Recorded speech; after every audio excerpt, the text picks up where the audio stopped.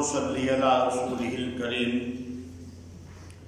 أما بعد فأعوذ بالله من الشيطان الرجيم بسم الله الرحمن الرحيم إن الله يحب التوابين ويحب المتطهرين سبحان ربك رب العزة عما يصفون وسلام على المرسلين والحمد لله رب العالمين۔ محترم و معزز سامعین کرام،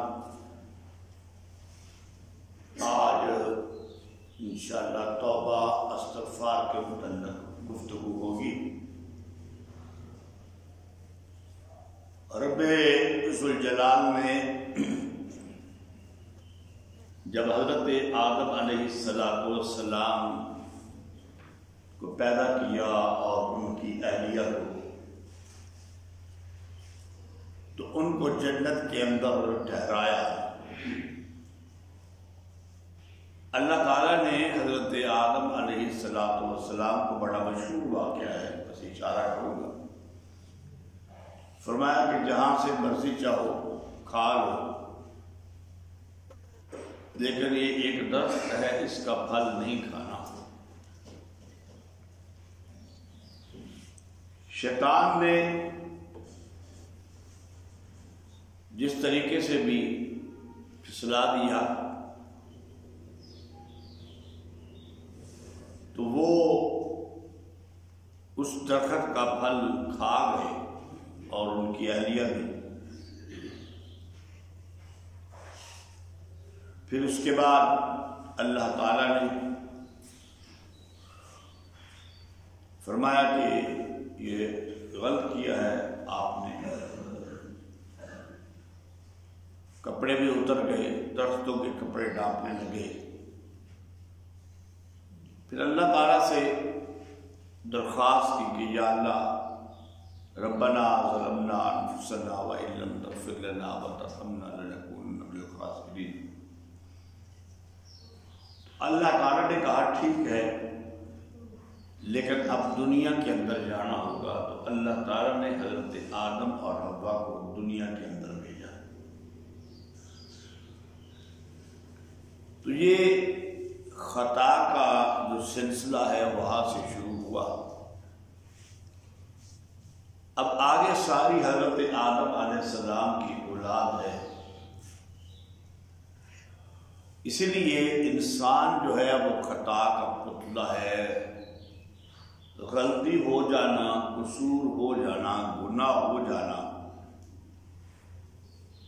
یہ انسان کی طبیعت کے اندر پایا جاتا ہے، اور شیطان جو ہے یہ انسان کا دشمن ہے۔ اس نے بھی پہلے دن سے یہ کہا، جب اس کو کہا گیا کہ آدم کو سجدہ کرو، تو اس نے کہا میں سجدہ نہیں کروں گا، میں تو بڑا ہوں۔ اس نے قیاس کیا، کہنے لگا میں تو آگ سے پیدا کیا گیا ہوں نا،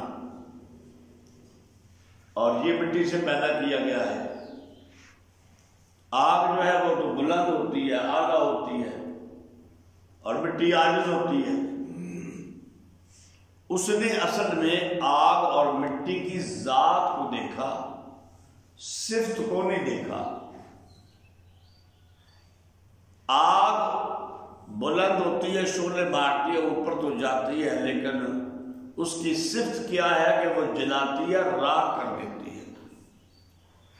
مٹی اس کی صفت کیا ہے؟ یہ بناتی ہے، قوام دیتی ہے۔ اسی سے انسان بنا، اسی سے چیزیں بنی۔ تو اس نے کہا کہ میں اس کا پیچھا نہیں چھوڑوں گا، میں اس سے غلطیاں کرواؤں گا، گناہ کرواؤں گا۔ اللہ نے فرمایا ٹھیک ہے، لیکن میں بھی بڑا غفور الرحیم ہوں۔ میرا بندہ غلطی کرتا ہے، گناہ کرتا ہے، خطا کرتا ہے، لیکن غلطی کرے، گناہ کرے، خطا کرے تو اس کے بعد آئے میرے پاس، مجھ سے مانگے، توبہ کرے، تو میں اتنا غفور الرحیم ہوں کہ جب بندہ میرے پاس آ جاتا ہے، میں اس کی توبہ کو قبول کر لیتا ہوں، میں اس کے گناہوں کو معاف کر دیتا ہوں۔ حضرت ابو ہریرہ رضی اللہ تعالی عنہ سے روایت ہے، حضور اکرم صلی اللہ علیہ وآلہ وسلم نے فرمایا کہ میں اللہ کی قسم اٹھا کر کہتا ہوں کہ میں ایک دن میں 70 بار سے زیادہ توبہ اور استغفار کرتا ہوں۔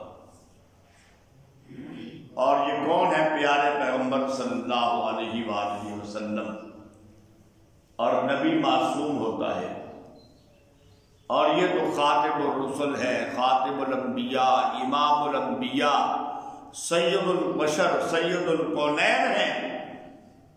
اور دوسری روایت میں یہ لفظ آتا ہے، لوگوں توبہ استغفار کیا کرو، میں ایک دن میں اپنے رب سے 100 بار توبہ کرتا ہوں۔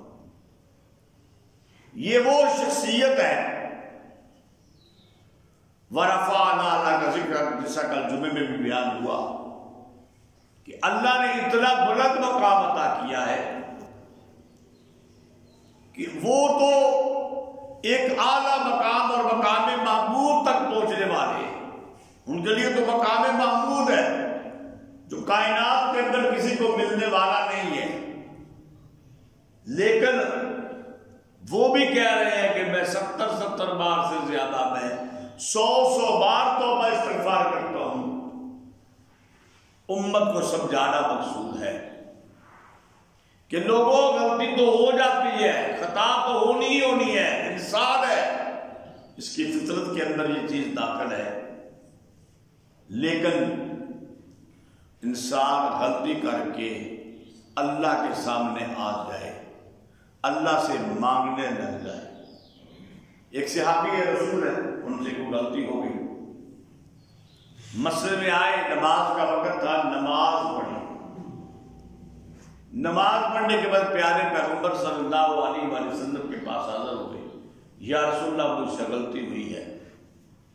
آپ صلی اللہ علیہ وسلم نے فرمایا تو نے نماز پڑھی ابھی ہمارے ساتھ؟ جی یا رسول اللہ، وہ جب نماز پڑھ لی ہے تیری غلطی اللہ نے معاف فرما دی ہے۔ اللہ تعالیٰ معاف فرمانے والا ہے۔ ایک بڑی خوبصورت حدیث ہے، حضرت انس بن مالک انصاری، یہ پیارے پیغمبر صلی اللہ علیہ وآلہ وسلم کے بڑے خاص خادم ہیں۔ وہ فرماتے ہیں کہ اللہ تعالیٰ بندے کی توبہ سے اتنا خوش ہوتا ہے جیسے ایک آدمی اپنے اونٹ پہ سوار ہو کے سفر پہ جا رہا تھا، اس کا سامان، اس کا کھانا پینا بھی اس اونٹ کے اوپر ہی تھا، اتفاقاً وہ اونٹ سے اترا کسی وجہ سے اور اس کا اونٹ چل پڑا اور گم ہو گیا۔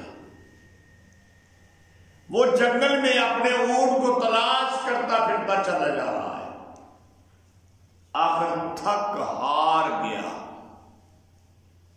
کہ نہیں ملتا، کیا کروں؟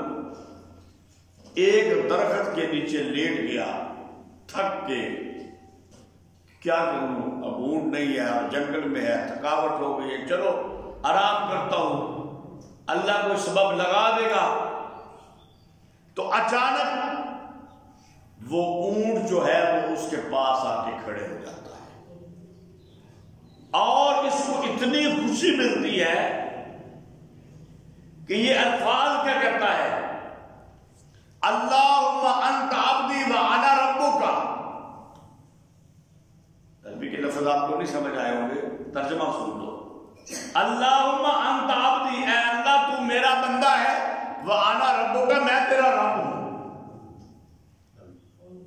جان کے نہیں کہا، غلطی سے خوشی اتنی چڑھ گئی، کہنا یہ تھا کہ آنا عبدی، میں بندہ ہوں تیرا، آنا عبدو کا، میں تیرا بندہ ہوں، انت ربو کا، تو میرا رب ہے، کہہ دیا اللہم انت عبدی وانا ربو کا۔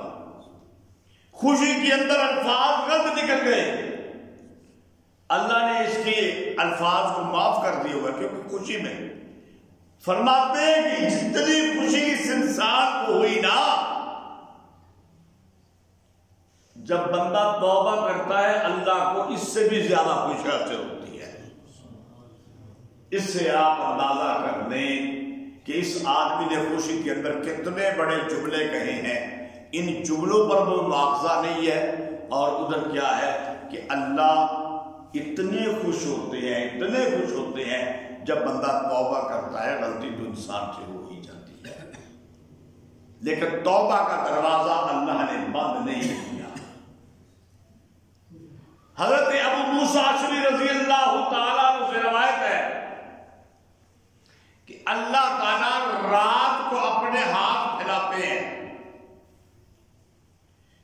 کہ دن کو اگر کسی بندے نے کوئی غلطی کی ہے، کوئی قصور کیا ہے، وہ آئے اور مجھ سے مانگے، وہ توبہ کرے، میں اس کی توبہ کو قبول کروں گا۔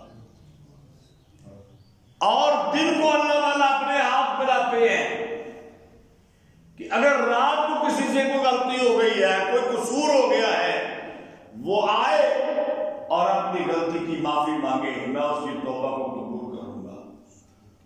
آگے فرماتے ہیں، حدیث کے آخری لفظ ہے، یہ توبہ کا سلسلہ چلتا رہے گا حتیٰ کہ سورج مشرق کی بجائے مغرب سے طلوع ہو۔ یہ قیامت کی نشانیوں میں سے ایک نشانی ہے، اور وہ کیا ہے کہ سورج مشرق کی بجائے مغرب سے طلوع ہوگا۔ جب سورج مشرق کی بجائے مغرب سے طلوع ہوگا، توبہ کا دروازہ بند ہو جائے گا، پھر توبہ نہیں ہے۔ اور دوسری کا روایت میں بھی آتا ہے، حضرت ابو ہریرہ رضی اللہ تعالیٰ عنہ کے الفاظ بھی ہیں، حضور اکرم صلی اللہ علیہ وآلہ وسلم نے فرمایا جب سورج مغرب سے طلوع ہوگا اس کے بعد توبہ قبول نہیں ہوگی، اس سے پہلے توبہ کر لینی چاہیے، اس سے پہلے بندے کو معاف کر دینا، بندے کو معافی مانگ لینی چاہیے، اپنے رب کو راضی کر دینا چاہیے۔ پھر انسان تو بڑا خطاکار ہے، غلطیاں کرتا ہے، توبہ کرتا ہے، پھر غلطی ہو جاتی ہے، پھر توبہ کرتا ہے، پھر غلطی ہو جاتی ہے، پھر توبہ کرتا ہے۔ اول تو جب توبہ کرنی چاہیے تو انسان کو خلوص دل سے کرنی چاہیے کہ آئندہ مجھ سے غلطی ہو ہی نہ، آئندہ میں یہ کام کروں ہی نہ، یہ پکا ارادہ کرے۔ اور ایک اور بات کہہ رہا ہوں، جب بندہ توبہ کرے نا تو توبہ کا طریقہ یہ ہونا چاہیے کہ یا رب ذوالجلال میں اپنے گناہوں کی معافی مانگتا ہوں، میں توبہ کرتا ہوں، تو مجھے توفیق عطا فرما، میں اپنی توبہ پر قائم رہوں، مجھے استقامت تو ہی دینے والا ہے۔ یا اللہ میں تو بڑا کمزور ہوں، یہ نہ کہے کہ اس طرح نہ کہے یا اللہ آپ کو میں نہیں کرا گا، نہیں، یا اللہ تو مجھے توفیق دے کہ میں ایسے نہ کر سکوں، کیونکہ اپنی طرف بات نہیں جائے گا نا کہ میں نہیں کروں گا تو یہ تو بندے کی اپنی طرف آ گئی نا، اور یہ جو میں ہے اس کے اندر تکبر ہوتا ہے، یہ تو اللہ تعالیٰ کو پسند نہیں ہے۔ پیارے پیغمبر صلی اللہ علیہ وآلہ وسلم جیسا عظیم انسان کون ہے؟ کوئی میں ان کے اندر ہو سکتی ہے۔ سوال ہوا کہ آپ یہ بتائیں ایک واقعے کے متعلق، اصحاب کہف کے متعلق، فرمایا میں کل بتا دوں گا۔ کیا مطلب تھا؟ جبریل آئے گا، وہی لے کے آئے گا تو میں کل بتا دوں گا، لیکن انشاءاللہ نہیں کہا، 17 دن وہی بند رہی۔ اس لیے بندہ جب توبہ کرے تو کہے کہ یا اللہ تم مجھے توفیق عطا فرما کہ میں آئندہ ایسے نہ کروں۔ آخری حدیث بیان کر کے بات کو ختم کرتا ہوں۔ بہت سامعین کرام، توبہ کا دروازہ اس وقت تک کھلا ہوا ہے جب تک جسم کے اندر جان ہے اور موت کا فرشتہ سامنے نہیں آتا، نزع کا وقت نہیں آتا۔ اگر نزع کا وقت آ جائے، یہ وقت سامنے آ جائے کہ اب موت آئی، اس وقت بندہ توبہ کرے وہ توبہ بھی قبول جس طرح فرعون جب ڈبکیاں کھانے لگا نا، جب پانی یہاں تک پہنچا تو کہنے لگا کہ میں موسیٰ اور ہارون کے رب پر ایمان لے آیا. فرمایا آن وقد عصیت، اب، اور اس سے پہلے تو تو نافرمان تھا، اب توبہ نہیں ہو سکتی. تو اس لیے انسان کو چاہیے، کیا پتا کہ وہ نزا کا وقت پتہ بھی چلنا ہے کہ نہیں، اچانک موت آ جائے. اس لیے انسان کو چاہیے کہ اپنے غلطیوں کی ہر وقت اللہ سے معافی مانگتا رہے. پیارے پیغمبر نے تو کہا کہ میں 100 بار مانگتا ہوں، ہم تو ہزاروں بار بھی مانگے تو کم ہے.